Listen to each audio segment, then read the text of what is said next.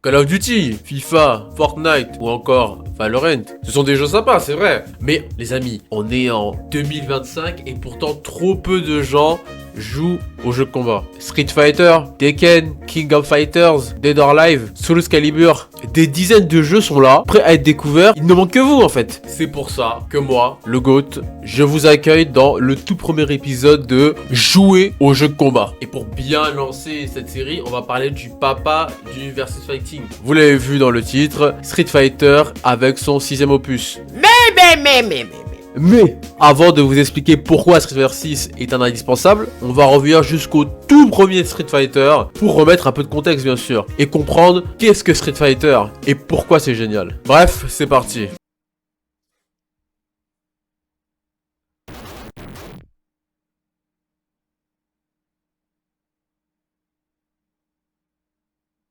Street Fighter 1, le premier, sorti en 1987 dans les salles d'arcade. Ah, c'est lui qui va poser les bases du versus fighting. Même si ce n'est pas lui qui a inventé la simulation de combat, c'est lui qui va clairement poser les bases sur les jeux à venir. Un affrontement en 1 contre 1 avec des coups spéciaux exécutés via des combinaisons secrètes et un gameplay qui veut récompenser la technique. Et c'est la première fois qu'on incarne Ryu, un jeune combattant qui pratique une forme de karaté, on va dire. Et aussi on y retrouve Ken, qui se contente d'être le clone de Ryu. Il a les mêmes attaques, les mêmes statistiques, c'est le même personnage avec un skin différent. Certaines bornes japonaises étaient équipées de 2 gros boutons, donc plus vous frappez fort dessus, plus le personnage envoyait des coups puissants. Bon, vous imaginez que l'idée a été vite abandonnée. Il doit y avoir 1 ou 2 personnes qui a cassé une borne et ils ont dit ouais c'est peut-être pas une bonne idée. Niveau gameplay, bah c'est le pire Street Fighter en fait, mais de loin, de loin. Je crois que c'est même l'un des pires jeux de combat. Bon déjà on lance le jeu, il y a 2 modes de jeu disponibles. Le mode versus, on s'en fiche un peu vu qu'on n'a que 2 personnages et je vous rappelle que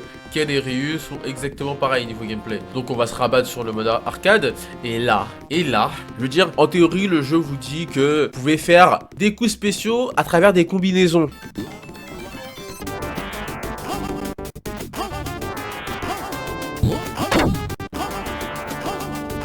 Oui, j'essaye de faire un simple Hadouken. Le Hadouken qui est le projectile de Ryu. Et pour pouvoir faire cela, il faut effectuer une certaine combinaison de touches. Un quart de cercle avec son stick ou avec la croix directionnelle. Et appuyer sur l'un des boutons coup de poing. Voilà, je peux faire aussi le Shoryuken. Alors le Shoryuken, c'est avant, tu descends le joystick et tu fais une diagonale. Pareil, impossible de le faire. Et on a le Tatsumaki qui est un quart de cercle arrière et avec un coup de pied. J'ai réussi à caler un Hadouken comme ça par hasard. Mais sinon, naturellement, c'est impossible. Les contrôles sont d'une imprécision. Je sais pas quoi dire en fait, tellement c'est honteux. Et je vous parle pas de nos adversaires en mode solo, c'est honteux. Regardez les dégâts.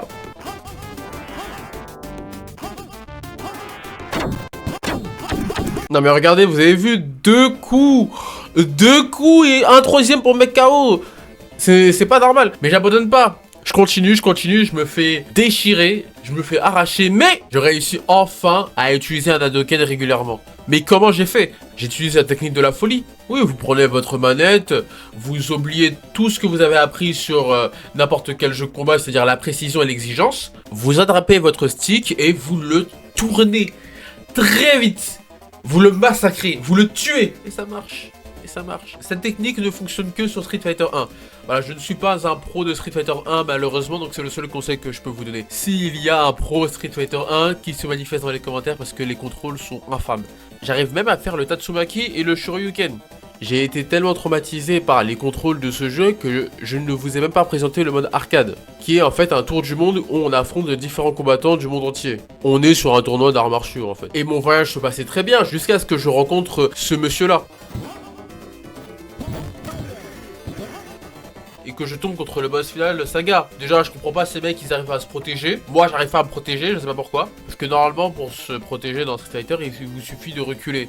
Si vous recevez un coup vers le bas, vous vous protégez vers le bas, vers le haut, vous vous protégez vers le haut, en reculant. Le jeu est une machine à sous, hein, clairement. Je veux dire, bon, quand vous jouez sur console, ça va, mais quand vous jouez sur arcade, que vous mettez votre pièce, vous lancez le jeu, vous essayez de comprendre le jeu, essayez de faire un Hadouken, etc. Comme vous l'avez vu au début, vous allez beaucoup galérer, donc vous allez beaucoup mourir. Mais qu'en face, vous avez Mister Saga qui vous one-shot en 2-3 coups. Oui, oui, faut se poser des questions. Je pense qu'il y a des gens qui sont tombés en dépression à cause de ce jeu. Et derrière, ça s'est reflété sur les chiffres. Parce que Street Fighter n'a pas été un grand succès à cause de tous ces problèmes-là. Et pourtant, Capcom s'est dit, venez, on fait une suite. Et ça a été une idée fantastique. Parce que le jeu qui sort juste après Street Fighter 2 n'a rien à voir avec celui-là. Ah non, non, non, non. Bon, je suis un peu dur avec le jeu. On a quand même pas mal de personnages qui sont représentés dans le jeu. Mais c'est dommage qu'on se contente que de jouer Ryu. Les mini-jeux sont quand même sympas. Même si, bon, ils sont anecdotiques, je trouve. Et les musiques sont bien, mais quand vous êtes comme moi, que vous affrontez le même type pendant 30 minutes, la musique devient vite insupportable. Ce qui fait que j'ai détesté leur musique.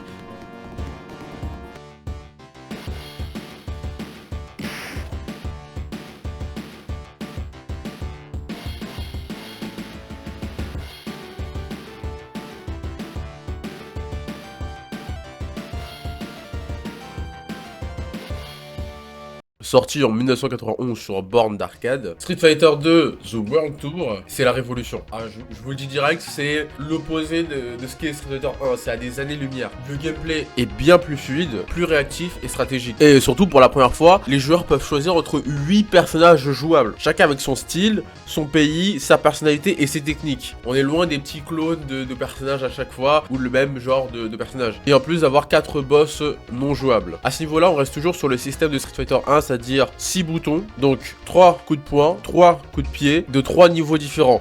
Faible, moyen et fort. Street Fighter 2 introduit malgré lui l'apparition des combos qui est en fait à la base un bug et que les joueurs professionnels se sont appropriés et qui sont réutilisés dans les jeux, dans n'importe quel jeu combat qui a suivi juste après. Et le jeu est ressorti, est sorti maintes et maintes fois. On a la Champion Edition, on a Street Fighter Turbo qui est sorti, on a Super Street Fighter 2, on a Ultra Street Fighter blablabla, bon bref vous avez compris. Le jeu est sorti partout sur toutes les consoles de l'époque, sur PlayStation, sur Super Nintendo, sur Game Boy, des musiques iconiques et des personnages très marquants. Alors on a le retour de Ryu, Ken qui commence à marquer sa différence de Ryu, qui est en fait une version un peu plus agressive de Ryu, plus rapide. On a Chun-Li, on a Guile, Honda, Blanka, Dalsim, Zangief. On est clairement sur le casting le plus connu de Street Fighter. Et ce casting là qui reviendra dans quasiment tous les épisodes. On a aussi les boss qui sont au départ non jouables mais qui sont devenus jouables depuis la Champion Edition. On a le retour de Saga qui est accompagné de Vega et de Balrog, et de bien sûr le grand Bison. D'ailleurs, je pense que l'anecdote est assez connue, mais Balrog s'appelle en réalité Bison.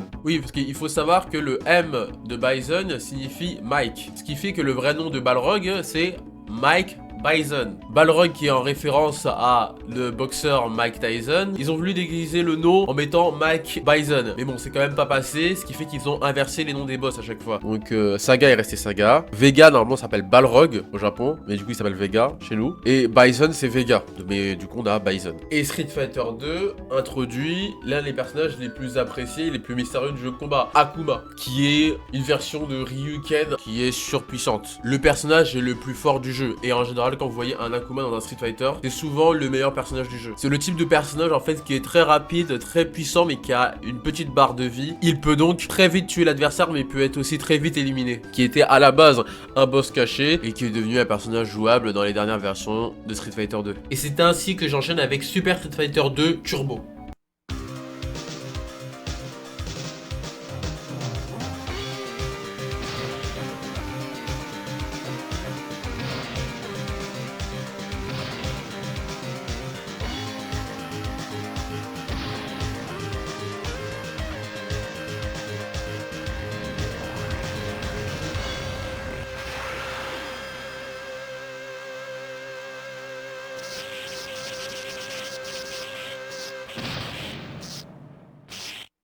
Magnifique l'intro. Bon, cette version ultime de Street Fighter 2, comme son nom l'a dit, qui est la version turbo, super turbo même, est une version qui rend le jeu beaucoup plus rapide. On améliore les graphismes, on rééquilibre les personnages et on ajoute 4 nouveaux personnages, Camille, T-Hawk, DJ, Feng, histoire de bien étoffer le roster de personnages. Et cette version introduit les super combos, qui est une mécanique qui vous permet de reprendre l'avantage sur un combat que vous étiez censé perdre. C'est la technique ultime d'un personnage. Vous pouvez effectuer ce super combo une fois que votre barre de ce qu'on appelle super est remplie. Et avant de terminer sur Street Fighter 2, il faut parler du travail qu'ils ont fait sur le son. Sur le son, la musique, c'est incroyable. Bon, je vous mets mes thèmes préférés de Street Fighter 2.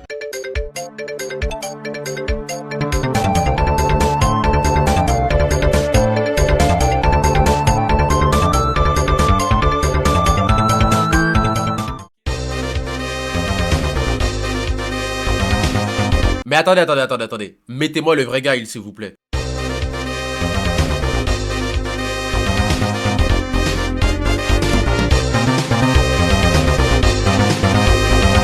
Bref, et pour finir, mon thème préféré.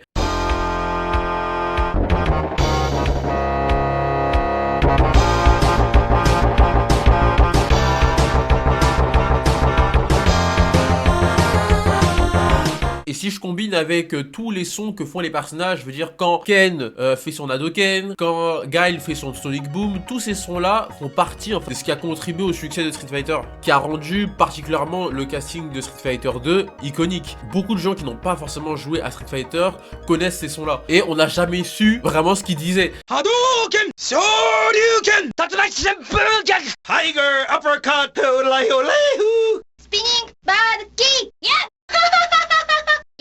Et t'avais tous les sons du commentateur quand vous faisiez le World Tour, vous allez de pays en pays, ou quand vous commencez un combat, round 2, fight! Japan! Brazil! USA! China! USSR! India! Spain! Thailand! You! Win! Lose! Perfect! Vous l'aurez compris, Street Fighter 2 est un grand jeu. C'est même le Street Fighter le plus vendu jusqu'à maintenant. Et ça, c'est sans compiler toutes les versions de Street Fighter 2. Alors là, à ce niveau-là, il est encore plus loin. C'est aussi le jeu qui va ouvrir les portes pour la scène compétitive de Street Fighter. Et il a inspiré de grands titres comme King of Fighter, etc., etc. Donc je vous laisse imaginer un peu la pression pour Street Fighter 3.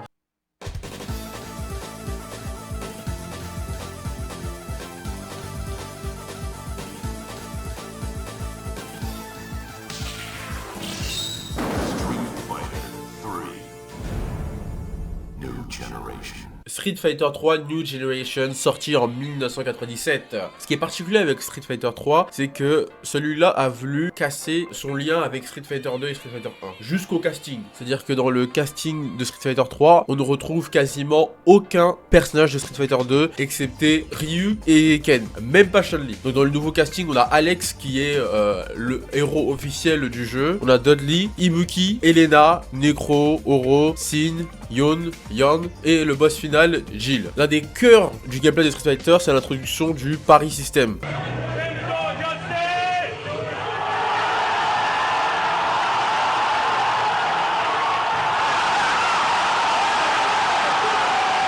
Un système de garde parfaite qui annule les dégâts si on appuie sur l'avant au bon moment. Le jeu récompense la lecture du jeu adverse, la précision et le risque calculé, plutôt que l'attente ou la défense passive. Oui, parce que ce qui est particulier avec ce système, c'est que normalement dans Street Fighter, comme je vous l'ai dit, pour se protéger, il faut reculer. Mais là, pour faire une parade parfaite, il faut littéralement se rapprocher de l'adversaire. Du moins, l'aspect défensif de ce jeu nous donne deux choix. Entre subir l'attaque de l'adversaire ou la confronter. Et aussi, il y a un travail d'anticipation. Le jeu propose une direction artistique complètement différente, des nouveaux soundtracks, etc.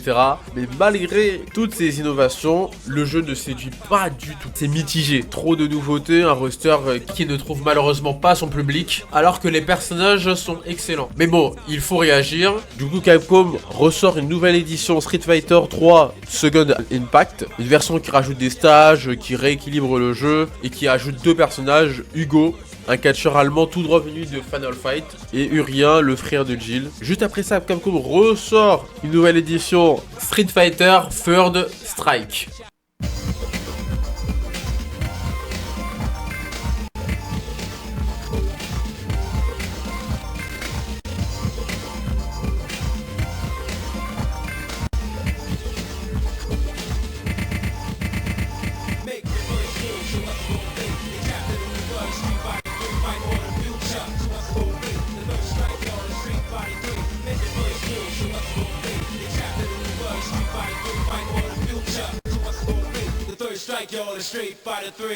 Alors, l'intro de ce jeu me fait rappeler que je dois vous présenter mes thèmes préférés aussi.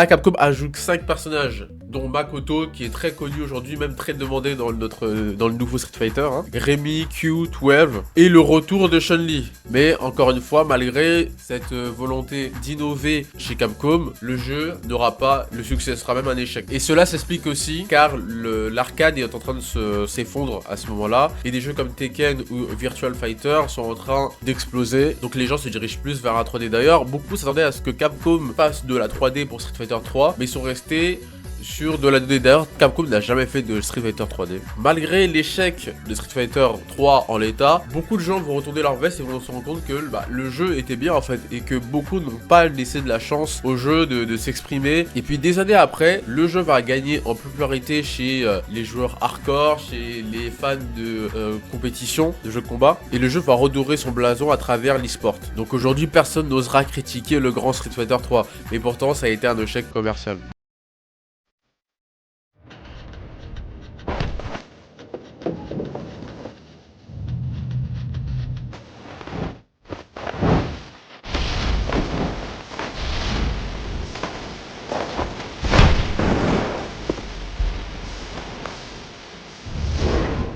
Bon, vous l'aurez compris, l'échec de Street Fighter 3 s'explique principalement par la direction qu'a pris Capcom, qui s'éloigne fortement de Street Fighter 2. Donc Street Fighter 4 va essayer de ramener un nouveau type de joueur, mais aussi de réconcilier les fans de la première heure. Donc toujours proposer de la nouveauté dans le gameplay, en faisant hommage aux anciens Street Fighter, donc avec des mécaniques modernes. Alors déjà sur la direction artistique, on n'est plus vraiment sur de la 2D, on est plutôt sur de la 2D avec quelques effets 3D, avec du cel shading, inspiré de la calligraphie japonaise, avec un roster de base de 25 personnages, dont 12 personnages originaux de Street Fighter 2. Donc je pense que là ils ont bien fait plaisir aux fans. Et 6 nouveaux personnages comme Crimson Viper, Abel, Rufus, El Fuerte, Seth et Guken, le maître de Ryu et de Ken, qui est jouable pour la première fois. Des nouvelles mécaniques comme le Focus Attack qui absorbe un coup et permet de contre-attaquer, le X Moves qui est en fait une version améliorée des coups spéciaux. Par exemple un Hadoken, donc vous pouvez faire une version améliorée de son Hadoken, à ne pas confondre avec l'Ultra Combo qui est exactement la même chose que le Super Combo dans Street Fighter 2. Et le succès de Street Fighter 4 est immédiat. Voilà, le jeu explose, c'est la résurrection de Capcom sur Street Fighter. Mais au-delà du gameplay, de la direction artistique, des musiques, etc., ce qui le différencie vraiment des autres Street Fighter, c'est que c'est le premier Street Fighter à proposer un mode en ligne. On est sur PS3 et Xbox 360 et on est sur le début du online. Et Street Fighter 4 a beaucoup fonctionné grâce à ça aussi. Le jeu était médiatisé, le jeu était présent sur YouTube, était présent sur Twitch, était présent sur la scène e-sport compétitive. Il y a eu beaucoup de tutos qui sont sortis sur le jeu, des guides sur les personnages, comment devenir excellent sur le jeu. Bref, il y a eu toute une communauté autour de Street Fighter 4 qui fait que le jeu a duré très longtemps et a très bien fonctionné sur la durée. Et à la manière d'un Street Fighter 3, le jeu est aussi très apprécié par les joueurs pros. Ce qui fait que même aujourd'hui, il existe encore des tournois pour Street Fighter 4. Tout le monde kiffe Street Fighter 4. Et comme la loi l'oblige, Street Fighter 4 a eu plusieurs éditions. On a eu Street Fighter 4. Juste après, on a eu Super Street Fighter 4 qui ajoute 10 personnages. Le retour de DJ, T-Hawk, Koji, Guy, Adon, Ibuki, Dudley, Makoto, un nouveau personnage, Juri, et Akan. Et un ajout d'un Ultra Combo 2 pour chaque personnage. Nouvelles arènes, nouveaux défis, etc., etc. Ensuite, on a Super Street Fighter 4 Arcade Edition. On a Yoon et Yorn, on a Evil Ryu, on a Oni, qui est une version surpuissante de Akuma. Et on a la dernière version de Street Fighter 4 sortie en 2014 avec 44 personnages jouables. On a Poison, Hugo, Elena, Rolento, Descapre, un clone masqué de Camille et des nouvelles mécaniques ajoutées. Bref, Street Fighter 4 marque la résurrection de Capcom et du jeu de combat en général en 2D, parce que faut savoir que dans cette période-là, le jeu de combat était un peu mort, notamment dans la version 2D. Il y avait que Tekken qui était au devant de la scène, mais Street Fighter était vraiment mort à ce moment-là. Street Fighter 4 remarque vraiment le retour de Capcom Prime, donc on se dit bon, les gens sont hypés par Street Fighter 5. Ou estiment que Street Fighter 4 a réussi l'impossible, c'est-à-dire unir les fans de Street Fighter 2, les nouveaux fans qui sont venus avec Street Fighter 3 et proposer un jeu qui plaît à tout le monde. Oui, parce que Street Fighter 2 était fortement apprécié avec son casting, son ambiance, et Street Fighter 3 est beaucoup apprécié par son côté technique, que beaucoup de joueurs pros ont évidemment aimé. Le jeu réussit à avoir sa propre identité tout en réussissant à unir toute la communauté de Street Fighter. Personnellement, la musique de Street Fighter 4 m'a moins marqué, mais certains thèmes ont retenu mon attention.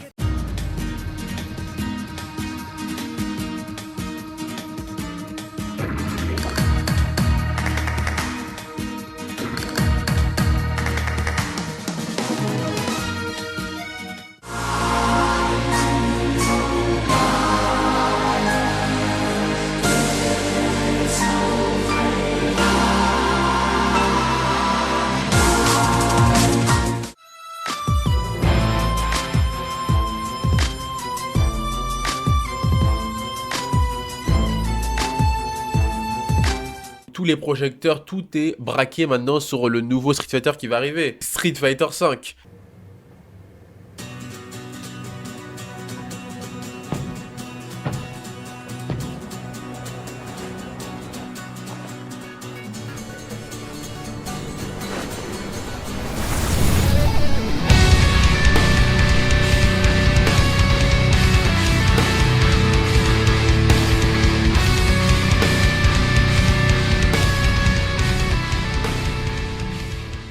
Bon, entre Street Fighter 4 et Street Fighter 5, il y a eu 2 jeux de combat Capcom. Street Fighter X Tekken, qui est un crossover entre l'univers de Tekken et de Street Fighter. Il devait avoir aussi l'inverse, Tekken X Street Fighter, mais ce projet a été annulé car Street Fighter X Tekken est un immense échec. De plus, Capcom a investi énormément d'argent sur ce projet. On a eu également Marvel vs Capcom Ultimate 3, qui a été un échec aussi. Ces deux projets-là ont eu un énorme impact financier chez Capcom. Et cela va également impacter le développement de Street Fighter 5, qui n'aura que 2 ans de développement. Je rappelle que la dernière version de Street Fighter 4 est sortie en 2014 et Street Fighter 5 va sortir en 2016. Et Capcom va mettre énormément d'espoir sur ce titre, qui a pour but de remonter la pente financière que traverse Capcom. Donc sorti en février 2016, Street Fighter 5 est censé être l'apogée de la saga, forcément, après le grand Street Fighter 4, annoncé comme un pilier de la scène compétitive, comme l'a été Street Fighter 4. Et pour Street Fighter 5, ils ont voulu mettre l'accent spécifiquement sur ce domaine-là. Et pourtant, Street Fighter 5 a connu l'un des lancements les plus chaotiques de l'histoire de Capcom. Voilà, de Street Fighter, mais de Capcom en général. Oui, à sa sortie, le jeu est incomplet, pas de mode arcade, un ressort restreint de 16 personnages. Je vous laisse comparer avec les 25 personnages de Street Fighter 4.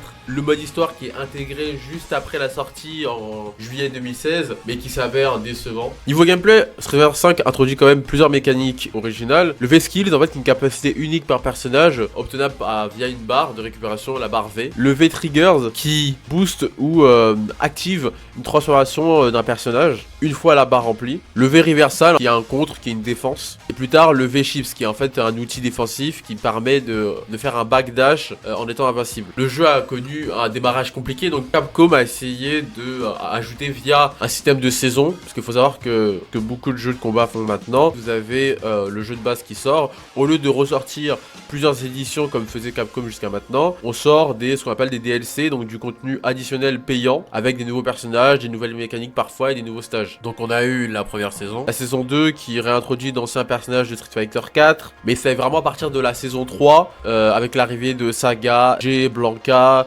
Sakura, etc., que beaucoup de gens commencent à vraiment apprécier Street Fighter 5. La saison 4 aussi qui est très bonne, mais les joueurs commencent à se lasser du jeu, beaucoup arrêtent la compétition et se contentent juste d'essayer les nouveaux personnages. Alors que tout semblait terminé en fait pour Street Fighter 5, Capcom annonce une dernière saison inattendue, la saison 5, et cette saison est là pour faire patienter les gens pour Street Fighter 6. Il y a énormément de changements en interne chez Capcom, ce qui fait qu'ils ont des difficultés à développer Street Fighter 6. Et pour cette dernière saison, nous avons Dan, qui est un personnage comique, nous avons Rose, Oro, Akira, qui fait référence à un autre jeu de combat de Capcom, Rival Schools.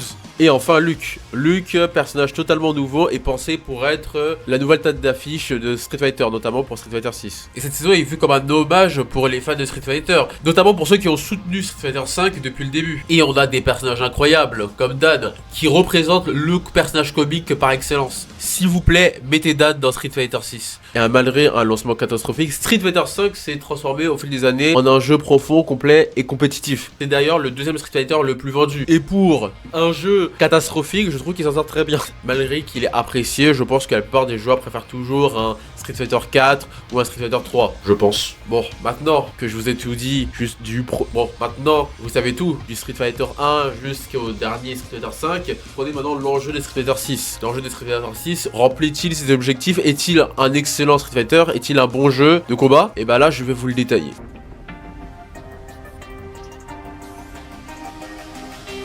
All right, you ready?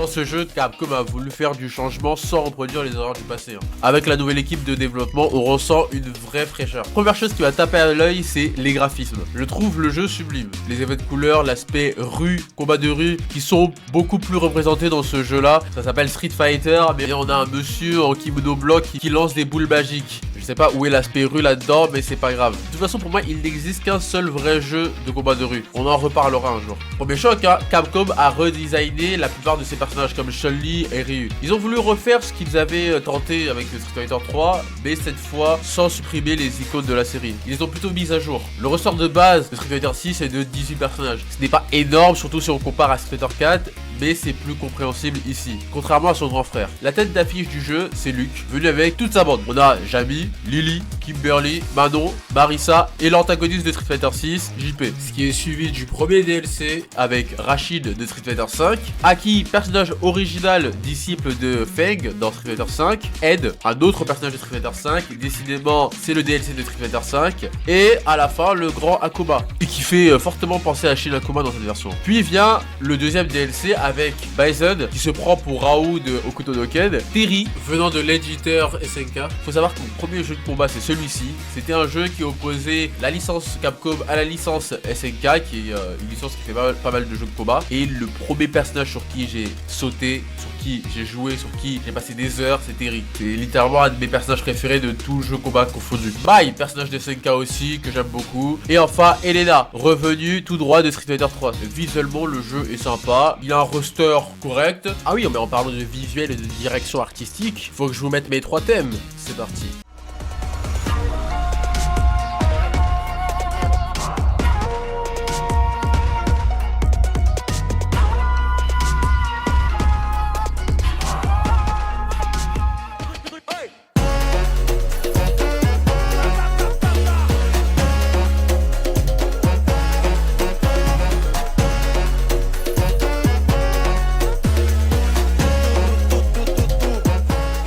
Genügen wird's nie, doch ich kämpf weiter, mein Herz, mein Weg, weiser der Selbstzweifler in mir, mein ständiger Begleiter, doch ich lebe weiter. Aufhören ist keine Option, bekämpfe die eigenen Dämonen und besteige den Thron, es sieht sich. Mais qu'est-ce qu'il apporte concrètement de nouveau ce Street Fighter 6? Donc le jeu est divisé en 3 parties. Premièrement, le Fighting Ground. Ce sont tous les modes hors ligne. Le mode arcade classique, plus facile que les anciens, sans les boss ultra cheatés comme Saga, Jill ou Seth et encore. Voilà, j'ai pas parlé de Akuma, Bison, bref. Un mode entraînement très détaillé, car oui, c'est peut-être le Street Fighter le plus facile à prendre en main aujourd'hui. Il explique quasiment tout aux débutants et propose un mode entraînement complet. Côté gameplay, on retrouve les coups habituels, coup de poing faible, coup de poing moyen, coup de poing fort, coup de pied faible, coup de pied moyen et coup de pied fort. Les attaques spéciales, les Hadoken, voilà, tout type d'attaques spéciales. Et les attaques ultimes à 3 niveaux. Niveau 1 consomme 1 barre. Niveau 2 consomme 2 barres. Et le niveau 3 consomme 3 barres. Donc l'entièreté de votre jauge de super. Et fait bien sûr plus de dégâts. Juste en dessous de la barre de vie, on a la barre de drive, qui est la nouveauté de Street Fighter 6, qui permet plein de choses. Overdrive, version améliorée et plus rapide d'un coup spécial. Alors, vous avez un coup spécial en version Overdrive. Vous avez le Drive Rush, qui permet de se déplacer très vite et mettre la pression. On a le Drive Parry, comme dans Street Fighter 3, un mode de défense qu'on active à volonté tant que la jauge n'est pas vide. Et ce Drive Parry ne bloque pas les chops, attention. Drive Impact, une contre-attaque puissante. Drive Reversal, Uchi, défensif pour repousser l'adversaire. Et avec tout ça, vous pouvez déjà faire vos premiers combos. Comment ça marche? Dans un jeu de combat, certains coups peuvent être annulés pour enchaîner vers un spécial ou une super. On appelle ça un cancel. Tous les coups normaux ne sont pas cancellables. Cela varie selon les personnages. Mais Street Fighter 6 vous aide. Si l'animation devient rouge, cela signifie que vous pouvez annuler par une attaque spéciale ou une super niveau 1, 2 ou 3, ou encore un drive rush ou impact. Si c'est bleu, cela signifie que seul un super est possible. C'est très complet au niveau des mécaniques. Et si tout ça est beaucoup trop compliqué pour vous, Street Fighter 6 propose un mode moderne qui simplifie les touches. Il propose même des combos automatiques. Ce mode est parfait pour jouer tout de suite sans prise de tête. Mais à long terme, il limite votre liberté par rapport au mode classique. Et avec tous ces éléments là, vous pouvez trouver votre main. Dans un jeu de combat, un main ou personnage principal est le personnage personnage que vous maîtrisez le mieux. C'est un peu votre combattant de cœur. Et pour trouver votre main, cela dépend avant tout de vos critères et votre manière d'appréhender le jeu de combat. Que le perso est simple à prendre en main, vous préférez être au corps à corps, à distance, rapide, lent, puissant. Est-ce que vous voulez juste vous amuser sur le jeu, donc avoir un personnage très facile à maîtriser, ou vous préférez un personnage très technique, durable sur le long terme? Et bah dans Street Fighter 6 ou même dans tous les jeux de combat de manière générale, il existe des archétypes de personnages. Vous avez le Shoto. Le Shoto, c'est le personnage basique, il fait tout. Il fait des projectiles, il a un coup anti-aérien et il a un coup qui le projette vers l'avant. Ryu, voilà. Ryu, c'est le Shoto par excellence. Et dans cette catégorie de personnages, on retrouve Ryu, Ken, Mai, Luke, Terry, Akuma. Ils sont plus ou moins différents, mais ce sont des personnages qui ont les 3 outils que je vous ai dit et qui font partie en général des meilleurs personnages du jeu, car ils peuvent se débrouiller dans de nombreuses situations. On a les grabbleurs, c'est ceux qui font de gros dégâts au corps à corps, font des chocs, mais qui sont très lents aussi. Dans cette catégorie, on a bien sûr Zangief, Manon et Lily. On a les persos Rushdown. Ce sont des persos très agressifs et qui sont là pour mettre la pression et qui ont des combos extrêmement rapides. Et dans cette catégorie là, on retrouve Juri, Bison, Rashid et Kami. Les honneurs, c'est ceux qui restent au bout de la map et qui vous balancent que des projectiles. Ce sont les honneurs. On a Guile, JP, Dalsim, tous les personnages qui sont très forts à distance, ce sont des honneurs. On a les persos mix-up. Ce sont des personnages qui se basent sur l'ambiguïté de leur gameplay. C'est des personnages où vous avez besoin d'être le plus imprévisible possible pour briller en combat. Dans cette catégorie, on a Blanca, DJ et Kimberly. On a les Footsies. Ce sont des personnages qui sont très forts au sol et à mid-distance et qui ont de très bons normaux, c'est-à-dire de bons coups de poing et de coups de pied de base. On a Chun-Li, Elena et Jamie. Et puis oui, bien sûr, on a des personnages qui sont hybrides. Par exemple, Ken qui est un Shoto et aussi un Rushdown. Voilà, c'est une version beaucoup plus offensive de Ryu. C'est vrai qu'avec ces personnages hybrides, cela peut complexifier votre choix de perso, mais si c'est trop difficile, ne vous prenez pas la tête. Prenez simplement un personnage que vous aimez bien. Si vous aimez les sumo, jouez Honda. Vous aimez le style vestimentaire de DJ, bah prenez DJ, tout simplement. Vous aimez tous les persos comme moi, bah jouez tout le monde alors. Et en plus, le jeu a mis en place des guides pour chaque personnage et des défis combos pour vous apprendre à faire quelques combos pour chaque personnage. C'est pas mal. Vous avez un mode versus, bon le mode versus classique hein, pour taper vos amis. Vous avez le mode spécial, un sorte de mini-jeu fun, sympa entre 2 ou 3 soirées. Et bien sûr le mode en ligne. Vous pouvez affronter d'autres joueurs de manière compétitive ou amicale. Le classement se divise ainsi. Rookie, c'est vraiment vous êtes débutant 0 0 0. Et puis vous avez un peu la catégorie que je dirais apprenti, de bronze à gold. Vous commencez à comprendre le jeu et vous commencez à assimiler les bases. Vous avez confirmé entre le platine et le diamant, vous maîtrisez bien le jeu. Voilà, à la fin du diamant, je pense que vous êtes un très bon joueur. Et master, vous êtes un excellent joueur. Vous êtes un excellent joueur de Street Fighter 6 et vous avez ensuite le rang légende. Vous êtes parmi les meilleurs. Vous êtes le meilleur ou l'un des meilleurs. Et ce mode aussi sert à comparer votre rang à celui de vos amis. Attends, mais t'es classé quoi en plus? Mais non, mais je jouais qu'Akuma là. Non mais réponds. C'est pas ça la question. Réponds. Ah, tu Iron. réponds pas. Ouais, Voilà. Voilà. Pour ça, Iron combien? Iron au moins Iron 4 quand même. Il y a aussi les salons en ligne pour jouer sans que ça influence votre classement avec vos amis ou n'importe qui. Mais voilà quoi, donc vraiment quoi. Voilà, on t'attend. Il y a du potentiel. Voilà, c'est ça on va dire. Mais bon, Manon la maître. Ouais. Pourquoi tu fais ça? T'es mort. Quoi? Pas toi. Je suis une merde. Oh, c'est passé en dessous de lui. Ah, j'ai gagné. Ouais,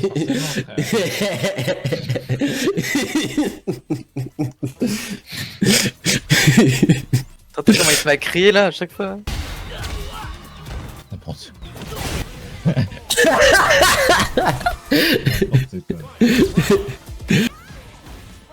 Ah non, c'est trop facile de perfect avec Akuma, c'est de la triche.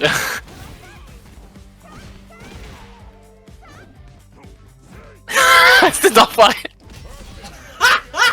Non, ça compte pas. C'est trop facile de perfect un Akuma, il a pas de vie. Il a pas de vie. Hop là.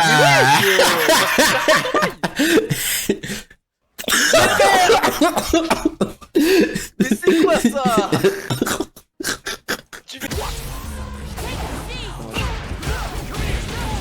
Whiff-moi ça. Let's go. Whiff-moi ça. Le deuxième mode, c'est la même chose que le Fighting Ground, mais en ligne. Tout est faisable, sauf le mode arcade. Et petite nouveauté, possibilité de jouer aux anciens titres de Capcom, notamment Street Fighter 2. Même si je trouve dommage qu'on puisse pas y jouer à plusieurs. Et enfin, une autre nouveauté de Street Fighter 6, qui est un jeu à part, oui, qui est un jeu à part, c'est le mode aventure, le mode solo de Street Fighter, le World Tour. Dans ce mode, vous incarnez un avatar personnalisé et vous devez parcourir Metro City, ainsi que d'autres lieux pour apprendre le combat. C'est un mélange entre RPG et Open World, et jeu de combat pour le coup. Vous pouvez apprendre les techniques des personnages principaux en tant que maître, affronter des PNJ dans la rue, accomplir des quêtes et faire évoluer votre avatar avec de l'équipement, des stats et des compétences. Ce mode permet d'avoir une approche aussi pédagogique du jeu de combat, c'est aussi une manière d'apprendre de jouer à Street Fighter. Le jeu vous met dans la peau d'un combattant débutant qui progresse en apprenant les mécaniques du jeu étape par étape. On débloque des coups, on expérimente des combos, des expériences variées, etc. Mais malgré les ambitions de ce mode, je trouve que déjà c'est pas très beau. Les environnements sont peu inspirés, graphiquement je trouve que c'est beaucoup moins beau que le mode versus, les modes combat de Street Fighter, alors que les cinématiques sont pas mal par contre. Le rythme est souvent lent, les quêtes secondaires sont répétitifs, on vous dit que c'est un open world mais en réalité il n'y a que Metro City qui est une vraie map, parce qu'il y a un système de World Tour également dans ce mode là. Vous voulez voir Camille en Angleterre, Blanca au Brésil, etc. Mais la taille de leur map est minuscule. Une fois je sais que c'est un mode secondaire, c'est pas le mode principal du jeu. De plus, ce mode là pousse la difficulté assez loin pour vous forcer à jouer, ce qui est hyper lassant et répétitif. Mais bon, le mode reste quand même sympa, même si j'aurais préféré avoir plus de personnages dans le roster de base qu'avoir ce mode là. Et puis un autre truc qui me dérange dans ce jeu, ce sont les microtransactions. Sachez que le jeu à son prix de base coûte 70 € et que vous avez des passes de combat dans le jeu, vous avez des collectibles que vous pouvez acheter avec de l'argent réel. Et voilà, je trouve ça vicieux de faire ça. Ça aurait été un jeu gratuit, je veux bien, mais là c'est un jeu que vous payez déjà assez cher et on vous met une boutique avec des collectibles payants, etc. Bon, c'est pas obligatoire bien sûr, mais bon, je trouve que c'est limite de faire ça. Même si Street Fighter n'est pas le jeu à pointer du doigt à ce niveau-là, c'est que c'est quand même grave d'avoir ce genre de truc dans un jeu, je trouve. Bon bah nous avons fait le tour de toutes les séries. Alors quel jeu je vous recommande? Bah premièrement ce serait Street Fighter 6, pour deux grosses raisons. C'est le jeu le plus joué de tous les Street Fighter et c'est le plus accessible aujourd'hui. Vous avez plus de chances de rencontrer des joueurs de Street Fighter 6, etc. Bref. Mais je vous recommande en réalité tous les Street Fighter parce qu'ils sont très bons. Ils sont très bons, ils sont très différents. Donc en fait vous pouvez trouver votre compte selon le Street Fighter que vous préférez. Bon peut-être pas le 1. Le 1. Après si vous aimez le 1 c'est votre problème. Oui il y a pas mal de titres de Capcom que je n'ai pas parlé. Je n'ai pas parlé des Street Fighter Alpha qui sont bien aussi. J'ai pas parlé des SNK versus Capcom, bon je l'ai mentionné. J'ai pas parlé du Marvel versus Capcom également. Bref, ils ont tellement de jeux de combat, il faut les découvrir. De toute façon, cet épisode était consacré à Street Fighter, mais il y aura un épisode sur Tekken, Smash Bros, Soul Calibur, Guilty Gear, vous inquiétez pas. Et j'espère que la vidéo poussera certains et certaines à se lancer dans Street Fighter. Moi, je vous attends, je tabasse des gens pour vivre, donc pour me retrouver sur le jeu, vous tapez juste mon pseudo, vous allez me trouver. Moi, je vous attends, je suis prêt. Et actuellement, Street Fighter 6 a 5 millions de ventes. Donc après cette vidéo, je veux que la barre des 10 millions soit dépassée. Donc venez tous sur le jeu en fait. Bref, c'était le GOAT Neo. On se dit à la prochaine. Le prochain jeu sera sur le soldat américain le plus connu du jeu vidéo.